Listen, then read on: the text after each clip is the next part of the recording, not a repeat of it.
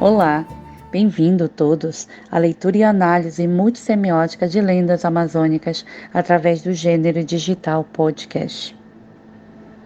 Eu sou Joelma de Lima Barata, estudante de licenciatura em Letras Língua Portuguesa da Universidade Estadual do Amazonas, UEA, cursando o 6º período.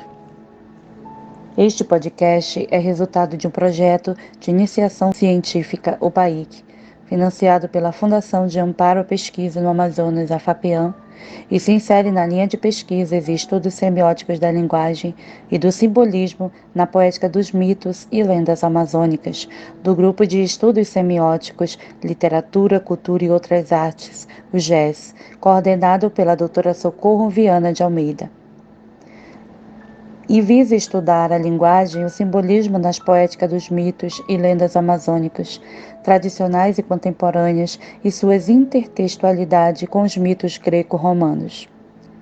Lançar um olhar sobre a cultura amazônica a partir da aplicação da técnica qualitativa da análise semiótica, pois na cultura amazônica a explicação dos eventos do cotidiano se faz por meio de uma forma poética de imensa riqueza simbólica, inserindo na relação do homem com a vida um elemento de poesia. Queremos convidá-los a uma jornada de conhecimento das lendas e o simbolismo nelas manifesto, num formato diferenciado com o uso do recurso tecnológico do podcast, pois diante de um cenário tecnológico que se apresenta na contemporaneidade, deve-se buscar formas de recontar as lendas, trazendo novos formatos que visam contribuir e chamar a atenção dos alunos para este gênero regional que muitas das vezes é deixado de lado.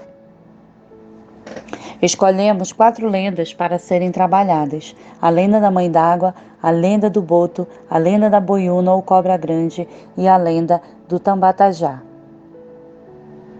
Os objetivos é mostrar a importância desses gêneros digitais como ferramentas educacionais para o processo de ensino e aprendizagem, possibilitar ao público o entendimento sobre o mundo amazônico, seu imaginário, contribuir para a formação do conhecimento sobre a literatura oral, levando o público a uma leitura multissemiótica sobre as lendas, e permitir ao ambiente escolar novas práticas de ensino voltada à leitura multissemiótica com esse gênero que é tradutor da vida cultural amazônica. Em cada episódio, contaremos com a participação de convidados especiais. A convidada do dia é a aluna Ingrid Moura, que cursa o 8º período de licenciatura em Letras Língua Portuguesa na Universidade Estadual do Amazonas, UEA. Bem-vinda! Ela também tem um projeto de podcast Brasil Informação, que trata diversos conteúdos sobre a sociedade brasileira. Os assuntos que iremos abordar a seguir é a introdução sobre a semiótica, gênero lendas, leitura multissemiótica, os motivos do uso do podcast, os objetivos propostos, a apresentação das lendas e, por fim, o planejamento dos episódios.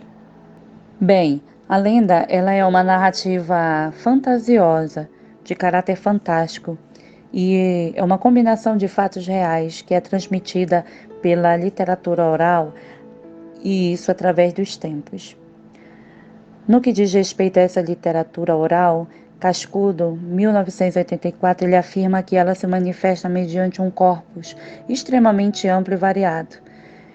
Mitos, lendas, contos, causos, adivinhas, canções, sagas, rezas, ritos e provérbios transmitidos exclusivamente por via oral de geração para geração.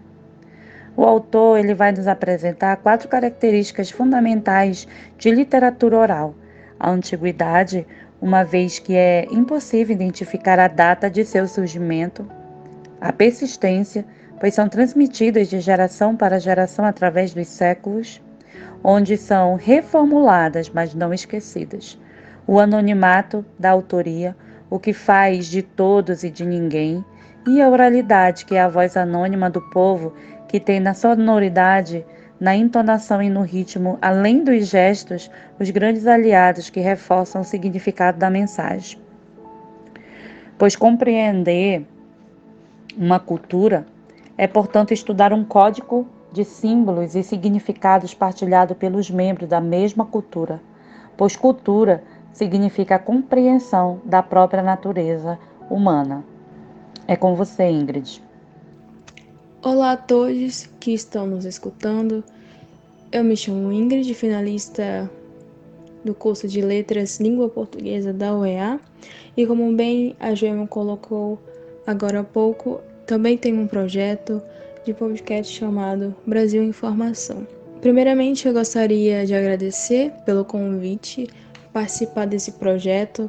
Fico muito feliz de poder estar aqui tendo esse diálogo sobre um assunto que eu tanto admiro, que eu tanto gosto de tratar, que é sobre a Amazônia, sobre a cultura amazônica no geral, que se faz de extrema importância, especialmente no tempo em que nós estamos vivendo, né, de muita omissão, de muita exclusão aos povos indígenas, e não só ao povo indígena, mas ao povo amazonense de maneira geral também, que é o que vai tratar aqui nesse podcast, né, ao longo dos episódios.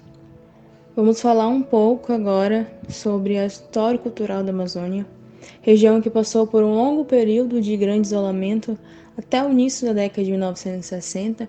Então a Amazônia ela vinha sendo aí pouco explorada até a década de 60 e foi palco de vários conflitos e signos em um processo de conversão semiótica. Esse processo ele vai iniciar lá na década de 1500, no período de colonização, com a catequese e a pedagogia dos padres da igreja que foram agentes de uma imposição simbólica sobre a cultura indígena. E não só nessa época, a gente vai ver aqui que a cultura do outro era sempre imposta sobre a cultura do amazonense, visto que o europeu ele se via superior a esse povo indígena, ao nativo da nossa região. Então tudo aquilo que pertencia ao indígena era inferior ao europeu. Sendo assim, o grupo, a comunidade, a população que estavam aqui foram criando signos e semioses, né, vários sentidos sobre a sua cultura, nessa mescla, né, do que é meu, que pertence a mim, e do que pertence ao outro. E em algumas vezes até se perde o que pertence a mim e o que pertence ao outro. Ou será se estou certo, ou o europeu é o que é o dono da razão. Né? Em alguns momentos, durante essa catequização, o indígena ele foi posto como coisa, como objeto, e ele perde então uma certa natureza humana de protagonizar. Né? Então ele passa a ser secundário e a receber essas culturas, esses novos sentidos sobre a sua própria cultura. O que acontece então aí é um processo de aculturação, no qual o indígena vai perder um pouco dessa cultura e formar novos sentidos, sobreposta à cultura do outro. E aí vai vir outro momento importante, né, que foi o ciclo da borracha, que é o período da urbanização, um período caótico na Amazônia, porque vai ser o período em que vai acontecer a economia, vai impulsionar a economia na região amazônica, e tudo de maneira muito acelerada. E aí, a partir desses novos elementos, novos conteúdos justapostos à base cultural indígena, passaram por uma mudança de qualidade simbólica e compõem hoje os fundamentos da cultura própria da expressão amazônica cabocla. Então, esses processos sócio-históricos que ocorreram desde 1500 fundou a cultura cabocla como nós conhecemos hoje.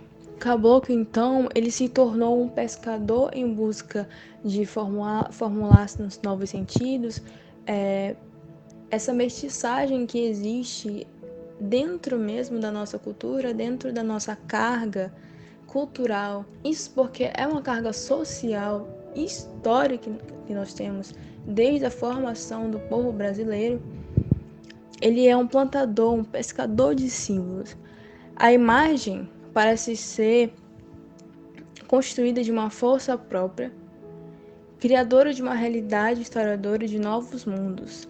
Ele passa a criar novos mundos a partir desse misto de pegar, e isso é uma característica importante, e muito interessante dos povos indígenas, do caboclo, né? Que é essa mestiçagem, que vai ser agregar valor à natureza, ao seu ambiente, ao que está ao redor.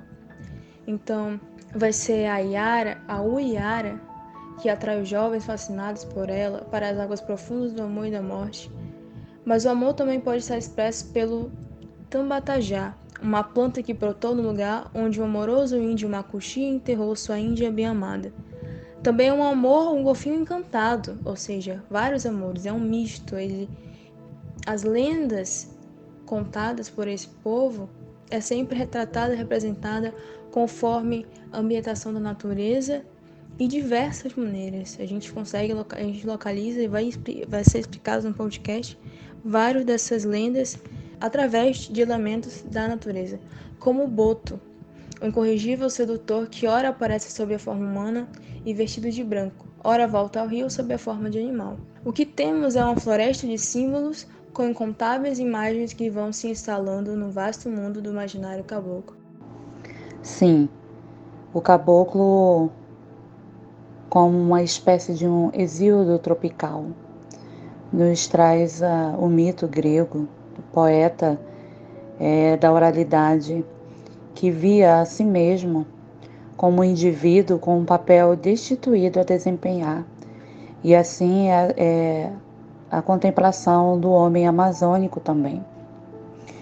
Há um vasto arsenal de mitos e lendas que povoam o imaginário amazônico e formam um emaranhado de signos, símbolos, de figuras e figurações, numa relação mágica com a natureza e a sociedade. Por exemplo, nós vemos nos rios, as águas, as matas e todo o seu entorno, eles são provedores de todo esse imaginário.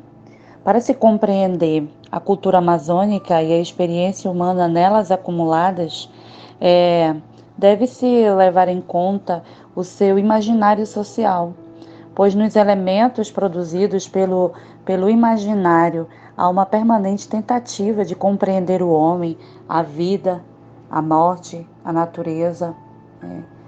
Clifford, na obra A Interpretação das Culturas de 1989, ele consubstancia suas concepções sobre o conceito semiótico de cultura, o significado desta vida social dos povos e como deve ser adequadamente estudada, numa tentativa de esclarecer esse sistema do próprio conceito de cultura, né, ou cultural, em suas relações com esse comportamento real dos indivíduos ou em grupos.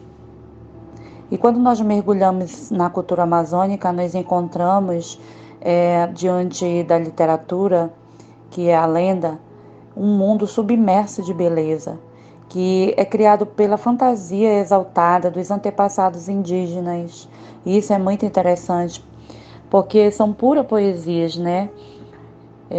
Brotaram espontaneamente nos corações singelos dos antepassados. E também é uma forma de fixar, de algum modo, o que eles sentiam, o que eles aprendiam com a sua própria existência. E é interessante que não foram inicialmente escritas, elas surgiram antes nas ocas, ao clarão das fogueiras, da boca dos contadores de histórias. São causos repetidos de geração em geração, que talvez eles pudessem acabar, perder-se nas selvas, à beira dos grandes rios, se não houvesse, né, todo esse trabalho, essa dedicação dos pesquisadores que foram beber nas próprias fontes para depois transmiti-las a nós. E juntar essa mitologia indígena, as lendas que o colonizador trouxe para esse fabulário colhido na Europa e nos continentes por eles visitados, é muito interessante essa mesclagem desses símbolos trazidos. Exatamente. E é por essa vasta poesia que nós encontramos dentro das lendas e dos mitos amazônicos que nós não devemos olhar para essas histórias, para essas narrativas com os maus olhos, já que para nós civilidade seria uma história que fosse comprovada, uma história, entre aspas, real, uma história verdadeira. Quando nós vamos analisar o mito e as lendas e seus sentidos, devemos levar em consideração que essas lendas fazem parte da realidade desse povo. Então, elas vão contar a sua própria realidade, vão representar a sua realidade, o seu modo de viver em comunidade e com a natureza. E é desse modo que a gente consegue entender o quão bonito e quão valor referencial cultural tem dentro dessas narrativas fabulares, né? E essas referências culturais, elas fazem parte da mentalidade do homem amazônico. Elas são não só representadas de uma maneira real dentro das narrativas, como elas se inserem no imaginário desses povos. É tanto que eu posso citar um exemplo agora, é que a lenda do Boto, que é uma lenda muito popular entre o povo, entre essa comunidade, não só entre essa comunidade, mas eu diria até que entre o povo manauara, de uma maneira geral, conhecem essa lenda e o motivo pelo qual foi formulada, ela foi elaborada. E ainda nos interiores são muito vivas, sabe? É muito vivaz essa lenda do Boto. E muitos a consideram como um fato real, a consideram não diante do que nós imaginamos como sendo um mito, no mito do sentido que a gente cria muito no senso comum de ser falso. Não, para aquele povo é a sua verdade, a sua cultura. Faz parte do imaginário dele, da representação que ele tem sobre o seu mundo. E dentro disso, ele vai buscar elementos da natureza, especialmente as águas. Você que é daqui da Amazônia, né, que é de Manaus, ou dos interiores, ou mesmo se algum ouvinte for de outra região, deve saber que a região norte, de uma maneira geral, ela é vasta, ela é encoberta por rios. Então, a água ela vai ser um elemento natural muito forte dentro dessas narrativas, dentro dessas lendas. E é muito lindo ver isso, porque é uma das poucas localidades do mundo que guarda uma relação de dependência tão grande com seus rios e águas como a nossa região. Na Amazônia, os rios são soberanos, exercendo uma grande influência sobre os seus habitantes. E esse predomínio das águas sobre a terra demonstra o quanto os rios ditam o ritmo da vida dos homens. Nós, amazonenses, e essa comunidade cabocla, principalmente, na verdade, a comunidade cabocla, ela vive do rio e ela vive do rio, né, de uma maneira econômica, vamos dizer assim, e ela vive sobre o rio também. Ou seja, o rio não é só algo de valor, mas um valor espiritual também. É por isso que existe esse cenário das águas e do rio dentro do abrigo profundo de seus encantos, em que o caboclo faz emergir tantos mitos e lendas. E que são mitos intimamente ligados à sua organização social, né? Como eu disse, é um elemento muito importante na economia, logo vai ser importante dentro da comunidade, logo na sua organização social, de como é que aquela comunidade vai se organizar socialmente. É por isso que a gente não deve excluir o seu espaço, o espaço amazônico, o espaço real, que isso vai ser importante dentro do imaginário do caboclo dessa comunidade. É por isso que esses elementos eles acabam se misturando, né? Então, o real vai se fundir com o imaginário. E é daí que vai surgir a maioria dos encantos vistos dentro das lendas e dos mitos amazonenses. Numa profusão, num misto também, claro, do que foi imposto nesse processo, que a gente já falou anteriormente, dentro do processo social histórico do povo indígena, certo? E aí vai ter uma mestiçagem do divino e do híbrido, ou do satânico e do híbrido, ou dos elementos da natureza, mas especialmente das águas, que são abundantemente presentes dentro da vida do caboclo. Isso mesmo, faz parte, é a sua verdade, né? Porque o homem amazônico, ele está situado diante de uma cultura magnífica e ele pôs sua medida pelo universo justamente dos signos. Poucas regiões no mundo, elas guardam essa relação com a natureza, com seus rios, né? Tem uma dependência tão grande com a própria Amazônia, que é também chamada de a pátria das águas, né? Como ela se refere, como se refere o poeta amazonense Tiago de Mello, a relação do homem da Amazônia, do caboclo, com os rios, né? É uma relação diretamente sensível. Não é uma relação memorialista de histórias contadas num tempo passado. As suas histórias, mesmo envolvendo densas mitologias, são histórias presentificadas. São banhadas pelas águas dúlcidas, caídas abundantemente do céu na forma de chuva, banhando-se nas doces águas do rio à sua frente. O caboclo ele recebe diretamente das águas as suas lições e o alimento dos seus sonhos, né? E não é de se estranhar que nas águas desses rios, do abrigo profundo de suas encantarias, ela faça emergir mitos e prodigiosas lendas, como é a lenda da Mãe d'Água, né? E na vida amazônica, as lendas, os mitos, eles vão se modificando, como nós já bem falamos, vão se transfigurando, reaparecem com novos sentidos, sem deixar de manter a conexão ou a relação profunda desse diálogo entre homem e a natureza. Fiéis ao conteúdo mítico da Amazônia, dessa região, nós idealizamos esse projeto sobre as lendas amazônicas, procurando mostrar essas imagens simbólicas que refletem justamente os mitos já ambientados nessa cultura. Nesse podcast, vocês terão contato com conteúdos míticos como forma de reiterar os valores e reconhecimentos baseados nos saberes da tradição da cultura amazônica. Ao longo da história social da Amazônia, os encantos foram se constituindo e se destacaram como um sistema do universo cultural amazônico, como elemento que a um só tempo explica e encobre a realidade.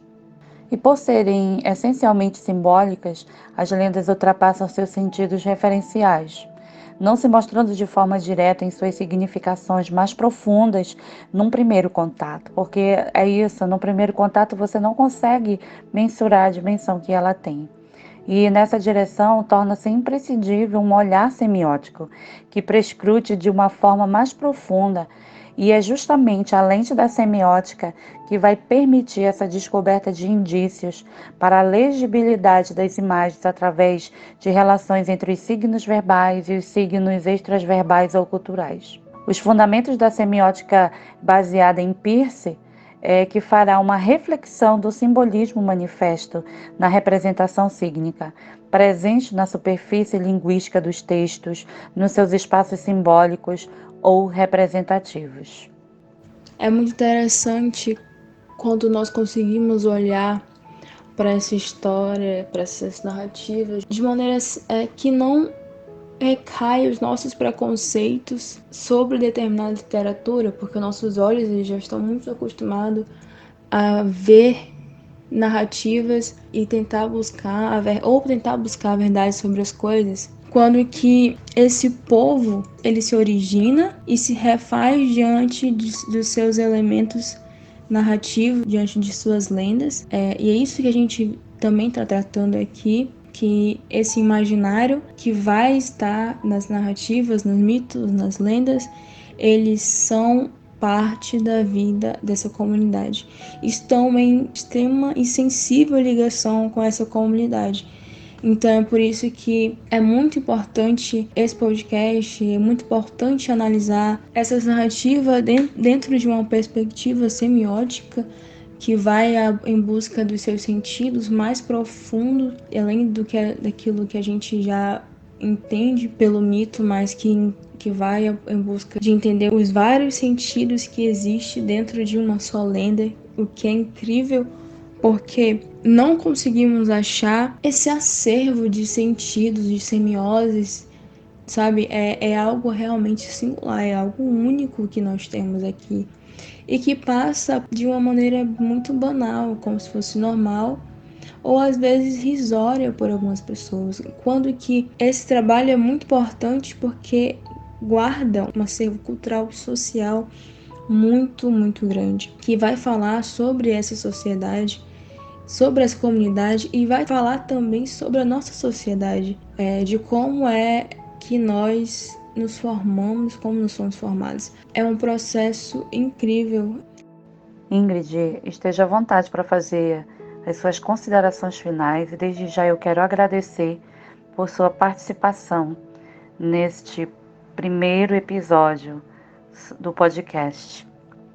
Então, né, já agradecendo e trazendo as minhas considerações finais, que eu acho incrível esse trabalho, né? Talvez porque eu gosto bastante, mas de maneira geral é incrível esse trabalho para toda a nossa sociedade, seja na sociedade amazônica ou sociedade brasileira, porque é tirar as nossas vendas de algo que é tão importante, entender essa comunidade na sua complexidade, né, nas suas múltiplas semioses dentro dessas narrativas, que é capaz também de nos entender como indivíduos, já que nós somos parte, né, desse misto. E também, como eu falei antes, porque essas histórias que vieram aí de uma tradição oral muito forte e que depois, com o invento da escrita, passaram a ser transcritas, é incrível como sofreram suas mudanças, mas como perduraram tanto tempo.